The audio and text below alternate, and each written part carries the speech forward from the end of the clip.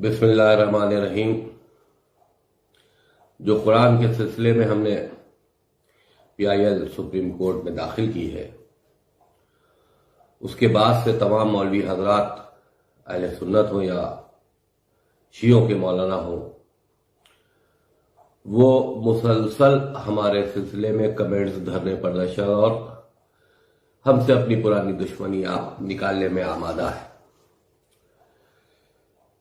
मैं सिर्फ उनसे यही कहना चाहूंगा, खुसूसी तौर पर अपने शिया उलमाए कराम से, कि कुरान मजीद के सिलसिले में जितना भी आप तकरीरों में बयान करते हैं अपने अकीदे के हिसाब से, और कुरान मजीद के सिलसिले में जितना भी लिखा हुआ है बुखारी में, हमने सुप्रीम कोर्ट में जो याचिका डाली है, PIL डाली है, उसमें सुप्रीम कोर्ट में हमने बुखारी को कोट करते हुए वो तमाम चीजें लिखी हैं जो एतराज के काबिल है। तमाम अहले सुन्नत मौलवी हजरात को, तमाम शियों के मुल्लाओं को उसमें हमने पार्टी बनाया। उनको चाहिए कि अब मामला कानून की चौखट पर है तो अपना सही जवाब वहां पेश करें। धरने, प्रदर्शन, मेरे सर को कलम करने के इनामात या जुल्म और जाती के पैगामात जो देकर अपने इस्लाम को पहचानवाने की कोशिश कर रहे हैं, वही तो मेरा सवाल है। क्या यही इस्लाम है? अगर के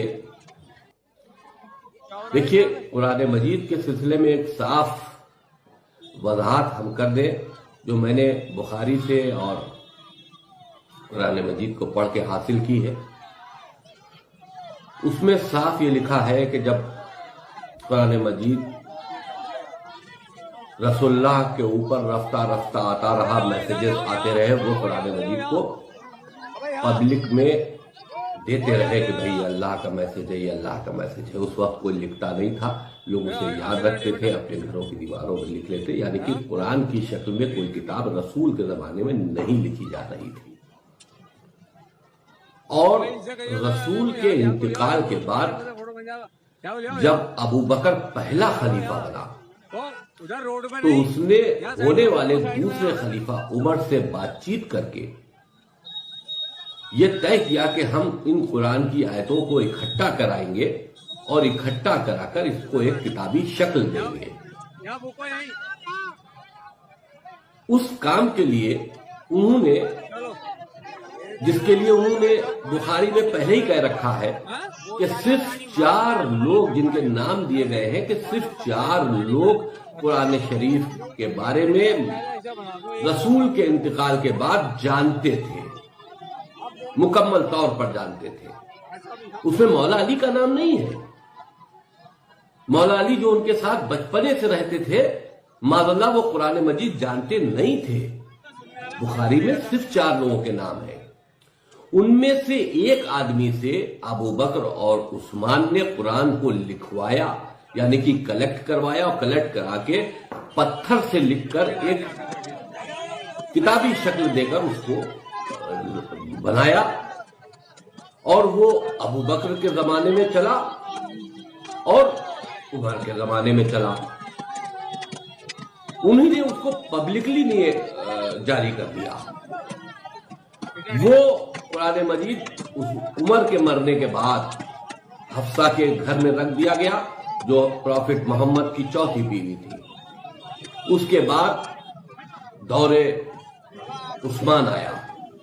दौरे उस्मान में कुरान मजीद को लिखने की बात हुई और ये कहा गया कि बहुत से कुरान यहां चल रहे हैं। तो उस्मान ने हफ्सा क्या से वही कुरान मंगवाया जो अबू बकर और उस्मान ने लिखवाया था।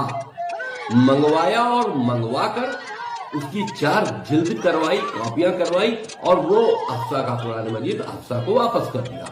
اور ان چاروں قرآن مجید کو رائج کر دیا اور یہ کہہ دیا کہ اس کے علاوہ کوئی دوسرا قرآن مجید نہیں ہے، جس کے پاس ہے وہ جلا دے، یعنی کہ قرآن مجید کو جلانے کا حکم دینے والا تیسرا خلیفہ عثمان تھا۔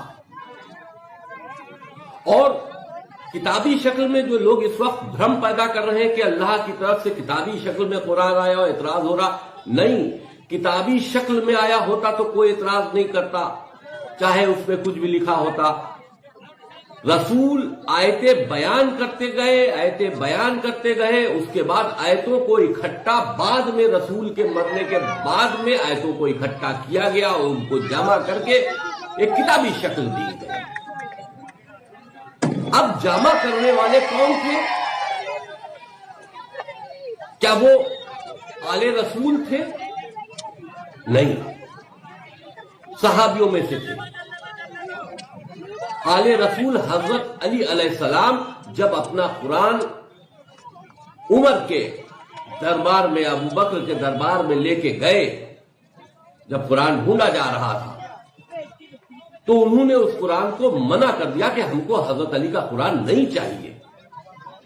ہم نے تمام مجلسوں میں یہ سنا ہے کہ جو قرآن حضرت علی دینے گئے تھے، جو خلیفاؤں نے وہ قرآن نہیں لیا، وہ قرآن اب جب ہمارے امام کا ظہور ہوگا تو ان کے ہاتھ میں ہوگا، اگر کہ وہ قرآن جو امام علی کا ہے اور وہ آخری جو ہمارے امام ہیں ان کے ہاتھ میں ہوگا اور وہ ظہور کریں گے، تو یعنی کہ کچھ نہ کچھ تو اس قرآن میں غلط ہے، تبھی تو وہ صحیح قرآن لائیں گے، یا تو یہ عقیدہ غلط ہے، اور اگر عقیدہ صحیح ہے تو پھر یہ قرآن غلط ہے۔ قرآن کو لکھنے والے 3 خلیفہ اور پبلش کرنے والے 3 خلیفہ اور اس پہ قرآن کی مہر لگانے والے 3 خلیفہ، اور ان تینوں خلیفاؤں نے اس قرآن مجید کو جاری کیا۔ اب کہا جاتا ہے کہ ٹھیک ہے، کتاب عثمانی جس کو ہم قرآن مجید بھی کہتے ہیں، اس کو کتاب عثمانی بھی کہتے ہیں کیونکہ عثمان نے اس کو جاری کیا تھا۔ اگر کہ کہا یہ جاتا ہے کہ رسول کے بعد یہ سب واقعہ ہوا ہے، تو آل رسول نے کبھی بھی اس پر کوئی نکتہ چنتی نہیں کی، اس پر کوئی آبجیکشنز نہیں کیے، تو ہم کون ہوتے اس پہ آبجیکشنز کرنے والے؟ بہت سی ایسی مصلحتیں تھیں مولا علی کے زمانے میں جس کو مصلحتاً انہوں نے اس پر خاموشی اختیار کی۔ اگر کہ جو عثمان نے قرآن جاری کیا تھا، اگر کہ اس قرآن کو رائج کر دیا جاتا، جاری کر دیا گیا تھا، اس کو حضرت علی روک دیتے اور جو ان کے پاس قرآن تھا اس کو جاری کرتے، تو اسلام میں 2 قرآن ہو جاتے۔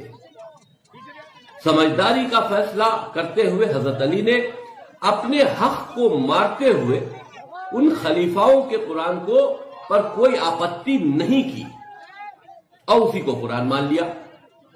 ہم یہ نہیں کہہ رہے کہ مکمل قرآن غلط ہے، ان کی کچھ آیتیں کیونکہ یہ سیدھے نہیں آئی ہیں، رسول نے لکھی بھی نہیں ہے، رسول کے خاندان سے لی بھی نہیں گئی ہے، یہ خلیفاؤں نے لکھوائی ہیں، تو اگر اس میں کوئی شک کی گنجائش ہو رہی ہو تو ہم اس پر شک کر کے ہم اس پر بات کر سکتے ہیں، کیونکہ یہ خلیفاؤں کی لکھی ہوئی کتاب ہے۔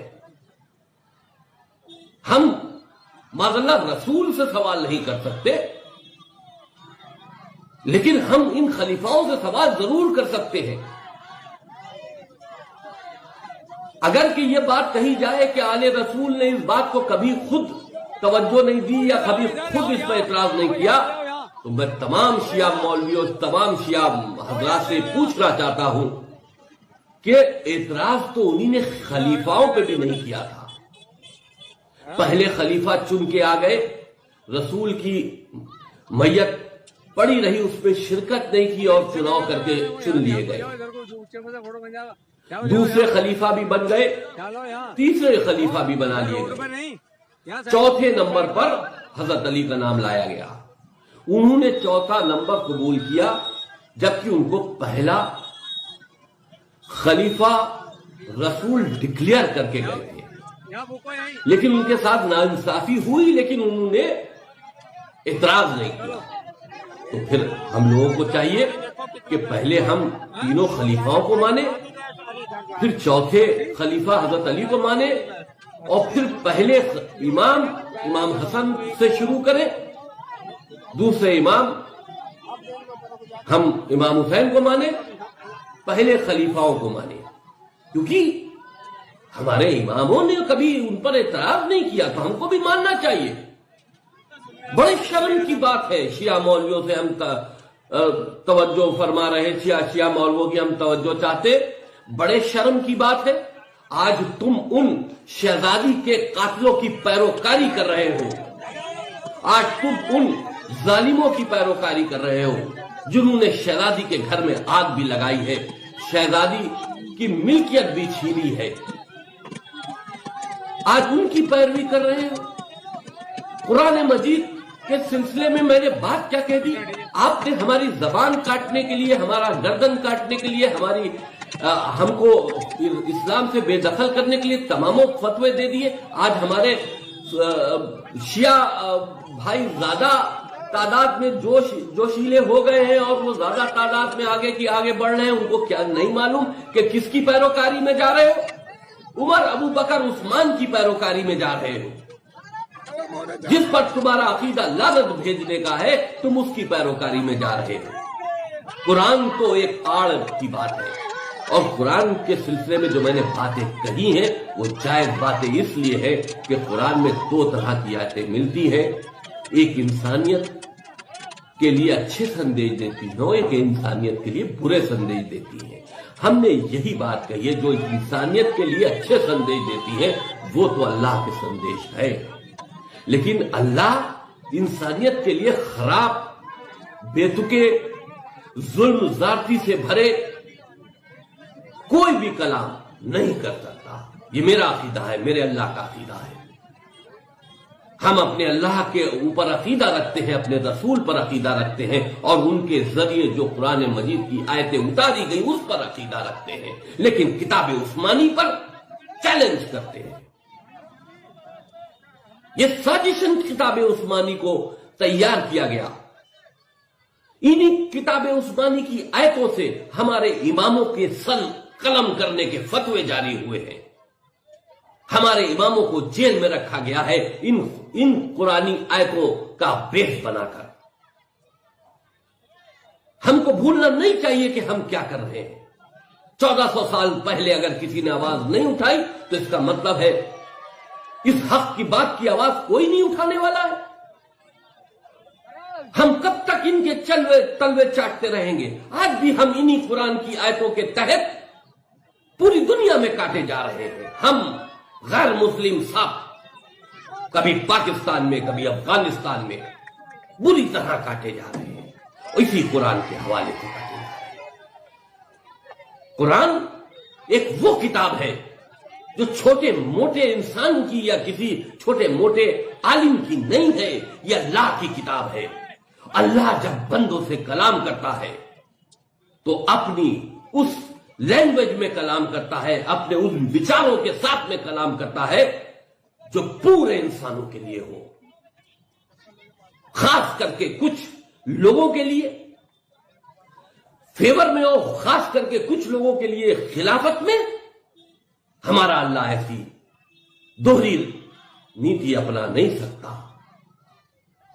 لاؤ مولا علی کا قرآن، ہم تو کہتے ہیں، چلیے میں رٹ واپس لیتا ہوں، ہم چیلنج کرتے ہیں شیعہ مولوی حضرات سے، عالم دین سے، جو 26 آیتوں کے سلسلے میں ہم نے رٹ داخل کی ہے، اگر ان 26 آیتوں کا عمل آل رسول نے، یعنی کہ پہلے امام سے لے کے آخری امام تک اپنی زندگی میں انہی نے اس کو کر کے دکھایا ہو، اپنی عملیہ زندگی میں اس پر ان لوگوں نے اس پر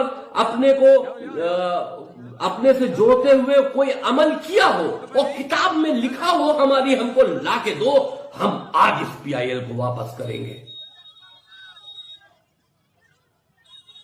قرآن مجید ہم اہل بیت کو کہتے ہیں بولتا قرآن ہے. جو قرآن بول رہا ہے وہ ان آیتوں پر عمل نہیں کر رہا ہے، اور جو قرآن خاموش ہے، کتاب کی شکل میں ہے، اس سے تم یہ امید رکھ رہے ہو کہ جو اس میں لکھا ہوا ہے سب صحیح ہے. اعتراض تب نہیں تھا جب رسول لکھتے تھے، اعتراض تب نہیں تھا جب اللہ کی طرف سے آتی. اعتراض اس لیے ہے پیدا ہوتا ہے کہ اس کو لکھنے والے خلیفہ تھے، ڈھونڈوانے والے خلیفہ تھے. ہم لوگوں کو اس سے دور رکھا گیا تھا.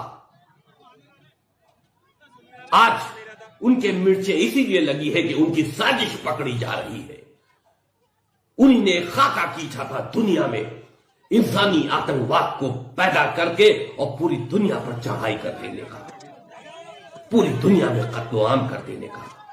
اس کا سہارا انہی نے قرآن شریف میں چھوٹی چھوٹی سورے ڈال کر، چھوٹی چھوٹی آیتیں ڈال کر لیا ہے. ہم ان آیتوں کو چیلنج کر رہے ہیں کہ یہ راشٹر کے ہت میں نہیں ہے. اس سے راشٹر کو نقصان ہے، ہماری دیش کی سرکشا کو نقصان ہے، ہمارے مسلمان نوجوانوں کو نقصان ہے. تو لوگوں کا اعتراض ہو رہا ہے. جس کو اعتراض کرنا ہے سپریم کورٹ میں جا کر داخل یاچکا میں اپنا حلف نامہ لگائے اور اعتراض کرے. ہمارے وکیل بھی رہیں گے، ہم اعتراض کا جواب دیں گے. لیکن دھرنے، پردرشن، لوگوں کو گمراہ کرنا کہ وسیم رضوی نے یہ کر دیا، وہ کر دیا، یہاں سے لے کے پاکستان کر کے وہ چھوٹے چھوٹے ملا جو مجلس رٹ کے آتے ہیں اور ممبروں سے پڑھ کے چلے جاتے ہیں، جن کو علم کے بارے میں ABC نہیں معلوم. یہ رٹو طوطے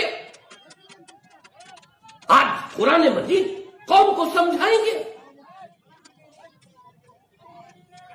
ان کو چاہیے کہ شیعت جو ایسا ایک فرقہ ہے جو آل رسول پر جان دیتا ہے، اس میں یہ خلافت کا زہر مت گھولے.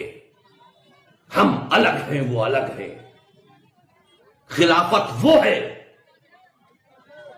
کہ جس کی مجبوری میں ہم نے امامت کو لایا ہے. اگر مولا علی کا حق مولا علی کو دے دیا گیا ہوتا، پہلا خلیفہ بنا دیا گیا ہوتا، تو یہ لڑائی ختم ہو جاتی، وہیں پر ختم ہو جاتی. لیکن ایسا نہیں کیا گیا. یہ سازش تھی ان تینوں خلیفاؤں کی اور رسول صلی اللہ علیہ وسلم کی دو بیویاں عائشہ اور حفصہ، ان سب کی سازش تھی. اور قرآن کے ذریعے انہی نے اپنی سازش کو پورا کیا ہے. اس قرآن کے ذریعے انہی نے ہمارے اماموں کے ساتھ میں سختیاں کی ہے. اس قرآن کے ذریعے انہی نے ہمارے اماموں کو جیلوں میں رکھا ہے، ان کے قتل کیے ہیں. یہ 26 آیتیں ضروری ہے، آتنکواد کو بڑھاوا دیتی ہے. ہم آتنکواد جیسی بیماری سے جو کرونا سے بھی زیادہ خطرناک ہے کئی 100 سالوں سے پریشان ہے. پوری دنیا پریشان ہے اور شیعہ خاص کر کے پریشان ہے کہ شیعہ جہاں بھی ہوتا ہے یہ قرآن کے ماننے والے ان کو مشرک، ان کو کافر کہہ کر ان کی گردنیں اتار لیتے ہیں. یہ اصل وجہ ہے جو اب مرچیں لگنا شروع ہو گئی ہے. یہ خلیفاؤں کی سازش جب کھلنے لگی ہے تو مرچیں لگنا شروع ہو گئی ہے. اور پھٹکار کی بات یہ ہے کہ اس میں چند جاہل قلب جواد جیسے ہمارے مولوی بھی شامل ہو گئے ہیں، اس بات کا بکھیڑا بناتے ہوئے کہ قرآن کے اوپر کہہ دیا، قرآن کے اوپر کہہ دیا. قرآن کے اوپر نہیں، ان 3 خلیفاؤں کی سازش کے اوپر ہم نے ریسرچ کی ہے اور سازش میں یہ طے پایا کہ قرآن کو بیس بنا کر آتنکواد کو دنیا میں پھیلانے کے لیے یہ سازش کی گئی تھی، جو آج تک جس وقت کی دنیا تک اپنے وجود میں ہے اور پوری دنیا میں اسلامک آتنکواد چڑھ کر بول رہا ہے.